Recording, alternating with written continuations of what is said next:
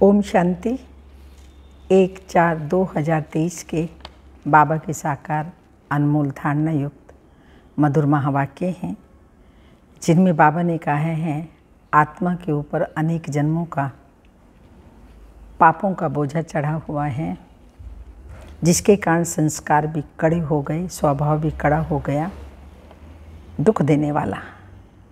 तो जब तक हम ये पावरफुल योग नहीं करेंगे, बाबा से कंटिन्यू योग नहीं करेंगे, तो ये विकर्म विनाश नहीं होंगे, पाप विनाश नहीं होंगे और नए संसार के लिए हमारे नए संस्कार नहीं बन पाएंगे।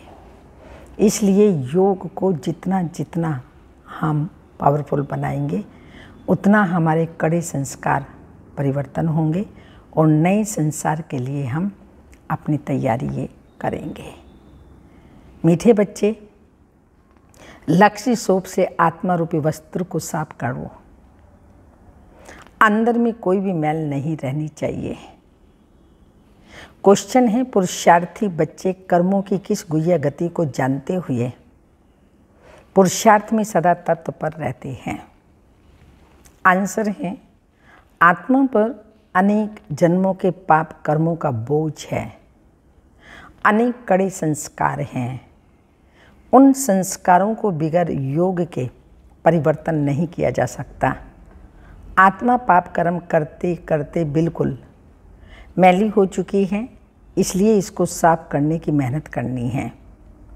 वह याद के सिवाय साफ नहीं होगी। याद में तूफान भी आएंगे, लेकिन कितने भी तूफान आए, वह पुरुषार्थ में सदा लगे रहेंगे। तो तूफान भी खत्म होंगे ना, जितना याद का पुरुषार्थ करते रहेंगे। गीत मैं एक नन्हा सा बच्चा हूँ। ओम शांति। अब जो जो आकर के बाप के बच्चे बनते हैं, वो खुद ही कहते हैं, हे बाबा, मैं अभी नया छोटा बच्चा हूँ। कोई 1 मास का, कोई 8 रोज का है। यहाँ तो सब छोटे हैं ना, नए बच्चे कहेंगे हम छोटे हैं। कोई को 20, कोई को 15 वर्ष हुए हैं। वृद्धि को पाते रहते हैं, कहते हैं बच्चा तो बना हूँ, परंतु छोटा बच्चा। हमको भी अपना वर्षा दे देना, या हमारे ऊपर भी ज्ञान वर्षा करना।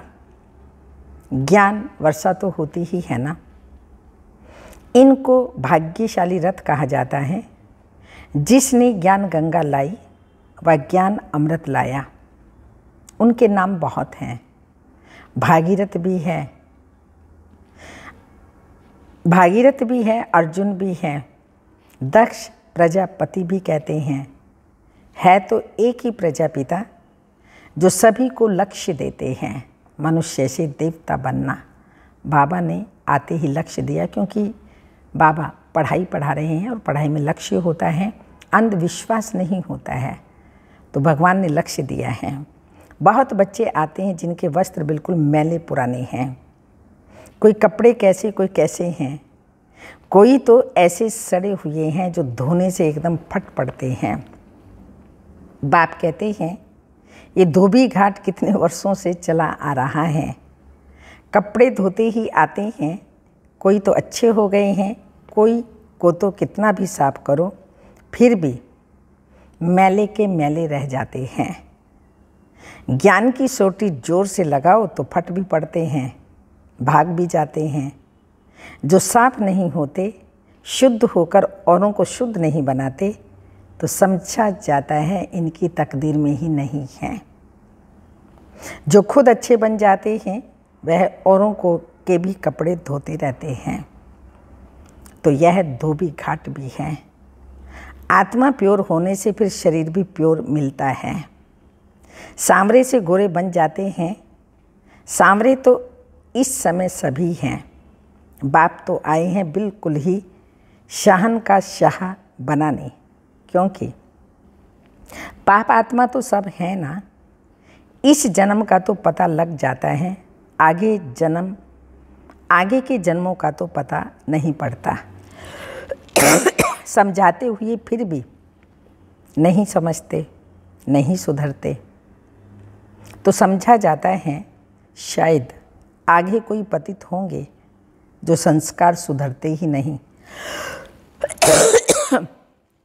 जैसे गर्म तवे पर पानी पड़ते ही सूख जाता है, भगवान आकर लक्ष्य सोप से साफ करते हैं। हर एक की नब्ज देखी जाती है। बाप तो बिल्कुल सहज समझाते हैं, बच्चे मुझे याद करने से आत्मा प्योर होती जाएगी, नष्टो मोहा भी होना है। मोस्ट बिलवेड बाप है। आधा कल भक्तों ने भक्ति की, द्वापर से लेकर वही फिर देवी देवता बनने वाले हैं। मालूम पड़ जाता है, बाप कहते हैं उठते बैठते मुझ बाप को याद करो। जैसे कुमार कुमारी की सगाई हो जाती है तो एक दो की याद रहती है ना, यहाँ तो साजन को और ही छोड़ भागंती हो जाते हैं। आत्मा का साजन शिव बाबा हैं। कई हैं जो याद नहीं करते तो और ही भाग जाते हैं बाबा को छोड़ के। जो साजन स्वर्ग का मालिक बनाते हैं उनको याद ही नहीं करते। ऐसे और कोई कह न सके।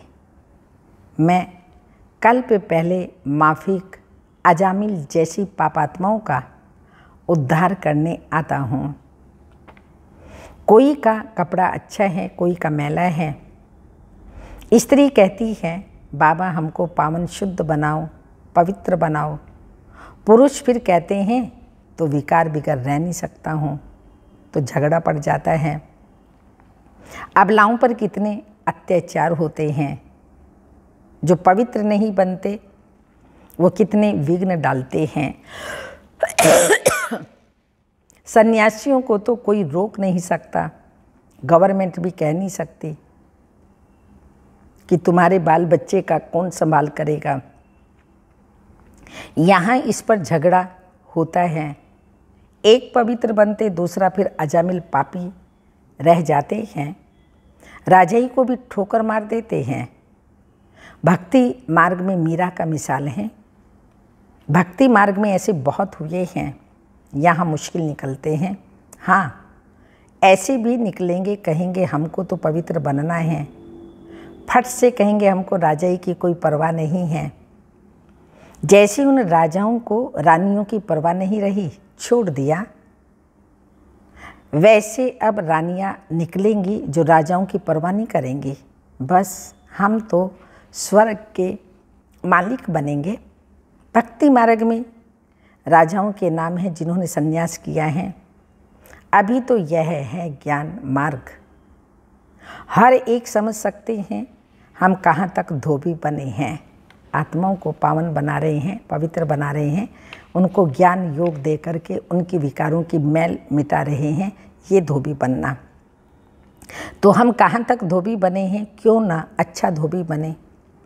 धोबियों में भी नंबर वार होते हैं ना। विलायत से कपड़े धोने के लिए भेजे जाते हैं तो ज़रूर वह अच्छे कपड़े साफ करते होंगे। यहाँ भी ऐसे ही हैं। कोई तो झट साफ हो श्रीमत पर चल पड़ते हैं, पावन बन और फिर बनाते हैं। पुरुष पवित्र नहीं बनते तो स्त्रियों को कितना सहन करना पड़ता है। आजकल तो बहुत संभाल रखनी पड़ती है, क्योंकि हर एक मनुष्य 5 भूतों के वश है। क्रोध के वश भी बहुत नुकसान कर देते हैं। कहते हैं बाबा हम परवश हो गए हैं, देह अहंकार आ जाता है। देह अहंकार आने से ही फिर और विकार आ जाते हैं। अपने को देही समझ बाप को याद नहीं करेंगे तो रजिस्टर खराब हो जाएगा। मनसा में तूफान तो आएंगे, परंतु कर्म इंद्रियों से नहीं करना है। तो बाप कहते हैं विश्व का मालिक बनना कोई मासी का घर थोड़ी है। लक्ष्मी नारायण स्वर्ग के मालिक बने हैं तो जरूर कुछ तो पुरुषार्थ किया है ना। बरोबर बाप बैठ स्वर्ग के लिए राजा रानी बनाते हैं। तो बाप की श्रीमत पर चलना है। एक बाप की श्रीमत, बाकी सब है भूत मत। एक बाबा की श्रीमत, बाकी सबकी है भूत मत। श्रीमत को बोले और यह भूत आई, झट माया वार कर कांध नीचे करा देती है। तो अपने को देखना चाहिए, मैं कहाँ तक मैला हूँ, विकारों की मैल कहाँ तक खत्म हुई और कितनी रह गई, उसको मुझे खत्म करना है। अच्छे बच्चे कुमार का आदि है, आदि आदि सर्विस कर रहे हैं। बच्चे मूत पलिती कपड़ों को धोने 5 विकारों पर जीत पहनाने जाते हैं।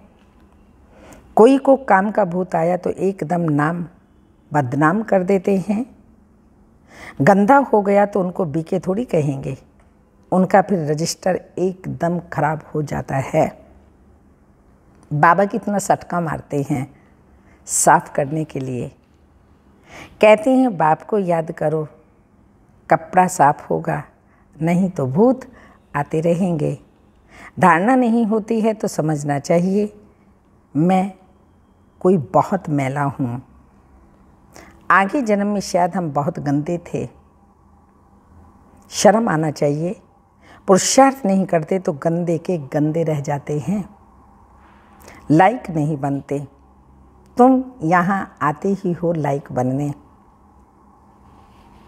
अच्छे कपड़े होंगे तो सूर्यवंशी व चंद्रवंशी बनेंगे। बाबा ने अब बेहद की विशाल बुद्धि दी है। सारी दुनिया के चक्र को तुम जान गई हो। मनुष्य कहते भी हैं हे पतित पावन, तो वह जरूर एक ही होगा जिनको ही हेवनली गॉड फादर कहा जाता है। वह है निराकार। 5000 वर्ष हुए जबकि यह धोबी घाट निकला था। कल्प पहले भी बाबा आया था, धोबी बनकर के आत्मारूपी कपड़ों को धोया था, अभी फिर आया हुआ है। तो बाप कहते हैं 5,000 वर्ष बाद धोबी घाट भारत में ही बनाता हूँ। इस योग से तुम एवर पावन बन जाएंगे। फिर 21 जन्म तुमको पतित होना नहीं है, वहाँ माया ही नहीं है। पावन बनने बिगर तुम बैकुंठ में जा नहीं सकेंगे। प्रजा तो बहुत बनती है, परंतु इसमें राजी नहीं होना चाहिए। गाते हैं तुम माता पिता हम बालक तेरे, तुम्हारी कृपा से राजाई के सुख घनेरे पाएं, ना कि प्रजा के। बाबा राजयोग सिखाते हैं तो राजाओं का राजा बनाते हैं, प्रजा योग थोड़ी सिखाते हैं। प्रजा तो बहुत आने वाले हैं, वो बनेंगे, हम तो राजाओं का राजा बनेंगे ना। स्वर्ग तो बाबा ने कहा राजाई के सुख घनेरे पाए, ना कि प्रजा के। यह तो है ही दुख धाम। भल धनवान है क्योंकि अच्छे कर्म किए हैं। यह है लौकिक राजाई, स्वर्ग की है पारलौकिक राजाई। दोनों कैसे मिलती हैं यह भी तुम बच्चे जानते हो। बाप कहते हैं मेरी श्रीमत पर चलने से फिर 21 जन्म तुम सजाएं नहीं भोगेंगे। ऐसे नहीं धंधा आदि छोड़ यहाँ बैठ जाना है। बच्चों की तुमको पालना करनी है। तुम्हारी रचना है, धंधे धोरी में घाटा व फायदा तो होता ही है। सत्युग में तो है प्रारब्ध, वहाँ घाटे आदि की कोई बात नहीं। यहाँ तुम श्रीमत से इतना फायदा करते हो जो 21 जन्म घाटे की कोई बात ही नहीं। पूरा ज्ञान ना लेने से फिर दर्जा कम मिलेगा। श्री मत पर चलने से नष्टो मोहा बनते हो तो अच्छा ही पद पा लेते हो। उनका मान यहाँ भी होता है, नंबर वार राजाई मिलनी है तो फॉलो करना चाहिए माता पिता को। मदर फादर कर्म सीखते हैं और सिखलाते हैं और कहते हैं श्रीमत पर चलो, विकारों में ना जाओ, परहेज पर चलो। युक्तियाँ बहुत बतलाते रहते हैं। अविनाशी सर्जन बाबा हैं, बाकी सभी हैं पेशेंट। तुम मददगार बनते हो, तुम हो नायब सर्जन नंबर 1। सबसे तीखा अविनाशी सर्जन शिव बाबा एक ही है। सर्जनों में भी नंबर वार होते हैं ना, कोई तो लाख भी कमाते हैं, कोई तो अपना पेट भी पूरा नहीं भर सकते, कोई चलते चलते बाप का हाथ छोड़ देते हैं। उनके लिए कहेंगे ना कि छी छी मैले कपड़े हैं। बहुत जन्मों के संस्कार खींचते हैं ना, फिर ज्ञान धारण नहीं कर सकते, ज्ञान का रंग चढ़ता ही नहीं। यह भी ड्रामा है। बाबा आते ही हैं सुख देने के लिए, साधुओं को भी निर्वाण धाम अपने सेक्शन में भेज देंगे। भारत का जो आदि सनातन देवी देवता धर्म है वो प्रलोप हो गया, अपने धर्म कर्म से भ्रष्ट हो गए। देवी देवता कहलाने वाला कोई रहा ही नहीं। ना हो तब तो मैं आकर स्थापना करूं, तो जरूर और भी धर्म की आत्माओं को वापिस ले जाना पड़े। मनुष्य मुक्ति में ही जाना चाहते हैं। बाप कहते हैं मैं किसके लिए आया हुआ हूँ? तो बच्चों को अपने से पूछना चाहिए, क्या आगे हम बहुत पतित थे? जो धारणा नहीं होती मम्मा बाबा के तक नशीन बन नहीं सकते, तो जा कर के दास दासी बनेंगे। बाप कहते मैं पतितों को पावन बनाने आया हूँ। इस शरीर का आधार लिया है, नहीं तो पतितों को पावन कैसे करूं? तुम बच्चे कहेंगे बाप द्वारा हम 100 देवी देवता बन रहे हैं। अभी बने नहीं हैं, पुरुषार्थी हैं, कोई ना कोई कमी कमजोरी है। कंप्लीट बन जाएंगे तो शरीर छोड़ देंगे। जैसे हलवा तैयार हो जाता है, बन जाता है, कढ़ाई भी छोड़ता है, पलटा भी छोड़ देता है, तो ऐसे ही हम कंप्लीट बन जाएंगे तो शरीर छोड़ फिर परम धाम चले जाएंगे। अभी पुरुषार्थी है, श्रीमत पर चल श्रेष्ठ बनना है, ये नॉलेज बाप ही देते हैं। नॉलेजफुल एक गॉड फादर को ही कहा जाता है। वही सारे ब्रह्मांड मूल वतन, सूक्ष्म वतन, स्थूल वतन, सृष्टि के आदि मध्य अंत का समाचार सुनाते हैं। तुम भी नॉलेजफुल बन जाओ। कोई तो नॉलेजफुल बन जाते हैं, कोई तो बिल्कुल धारणा करते ही नहीं। समझेंगे उनकी तकदीर में नहीं है। अगर धारणा नहीं होती, नहीं करते, तो कहेंगे तकदीर। अच्छे बच्चे बड़ा अच्छा पुरुषार्थ करते हैं, बाकी घर बार तो संभालना ही है। शुरू में इन्हों की 14 वर्ष भट्टी रही। कपड़े धोते धोते कितने अच्छे गोरे बन गए। ये ज्ञान की धारणा हो गई और आत्मा पवित्र गोरी बन गई। कोई टूट भी पड़े, जो नहीं धारणा कर सके, नहीं चल सके, वो बाबा का हाथ छोड़ कर के चले गए। कोई मैले के मैले ही रहे। आजकल तो 7 रोज भी मुश्किल ठहर सकते हैं। पहले तो पूरा भट्टी थी, कपड़ों की भी भट्टी लगती है। हाँ, कुम्हार जो मटके बनाता है, बर्तन बनाता है, उनको भी भट्टी में डाला जाता है। भट्टी नहीं होगी तो तुम तैयार कैसे होंगे? ईंटें भट्टी में पकती हैं ना, ईंटों की भी भट्टी होती, वो पकती हैं, फिर कोई कच्चे रह जाते हैं, कोई टूट पड़ते हैं। यहाँ भी ऐसे हैं, बहुत कपड़े फट पड़ते हैं। श्रीमत पर नहीं चलते तो साफ नहीं होते। अब आत्माओं की परम पिता परमात्मा के साथ सगाई कराई जाती है। शिव बाबा कहते मैं तो एवर पावन हूँ, मुझे याद करते रहो तो तुम पावन बनते जाएंगे। ग्रस्त व्यवहार में रहते ही प्रैक्टिस करो। जो अच्छे बच्चे हैं वह तो झट प्रैक्टिस में लग जाते हैं, खुशी में रहते हैं। रात को जागकर अपनी आत्मा को धोते हैं, समझते हैं पवित्र बनेंगे तो कपड़ा भी पवित्र मिलेगा। इसलिए बाबा कहते हैं नींद को जीतने वाले बनो। बाबा को याद करो तो आत्मा पवित्र होगी। अमृत वेले का समय अच्छा है, उसी समय याद करने की राय देते हैं। नींद आए तो आंखों में तेल लगा लो सरसों का, मतलब पुरुषार्थ करो, कुछ भी करो। श्रीमत मिलती है याद करो। भल माया तूफान लाए तो भी बाबा को याद करो। अच्छा, मीठे मीठे सिक्की लदे बच्चों प्रति माता पिता बाप दादा का याद प्यार। Good morning diamond morning. रूहानी बाप की रूहानी बच्चों को नमस्ते। हम रूहानी बच्चों की रूहानी माता पिता बाप दादा को याद प्यार। Good morning diamond morning. ओम नमस्ते। धारणा के लिए मुख्य सार है श्री मत पर पूरा नष्टो मोहा बनना है, परहेज और युक्ति से चलना है, रजिस्टर खराब होने नहीं देना है।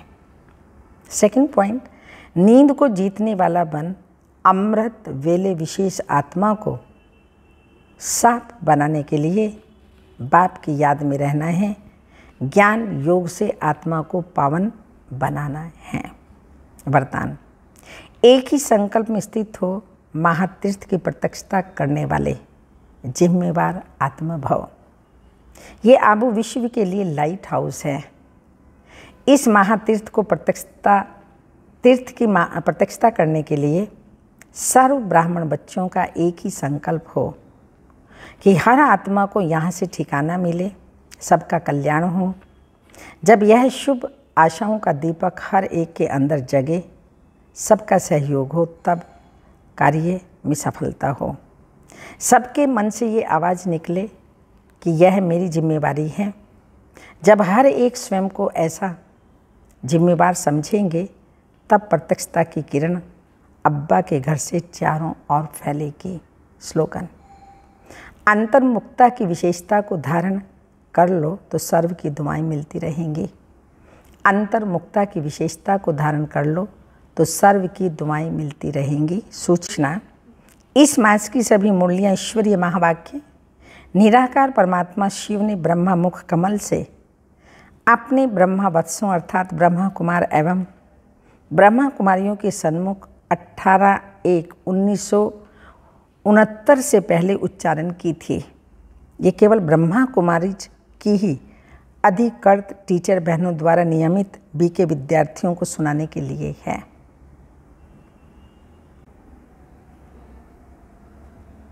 अव्यक्त इशारे शुरू होते हैं आज 1 तारीख से। समय की समीपता प्रमाण अव्यक्त फरिश्ता बनो। इसमें पहला अव्यक्त इशारा है, जैसे संपन्नता का समय समीप आता जा रहा है, ऐसे देह भान रहित फरिश्ता रूप को हर एक को अनुभूति कराओ। जैसे साकार ने कर्म करते, बातचीत करते, डायरेक्शन देते, उमंग उत्साह बढ़ाते भी देह से न्यारे सूक्ष्म प्रकाश रूप की अनुभूति कराई। ऐसे बात करते भी आपको दृष्टि में अलौकिकता दिखाई दे। ऐसे देह भान से न्यारे रहो जो दूसरे को भी देह का भान नहीं आए। ओम शांति।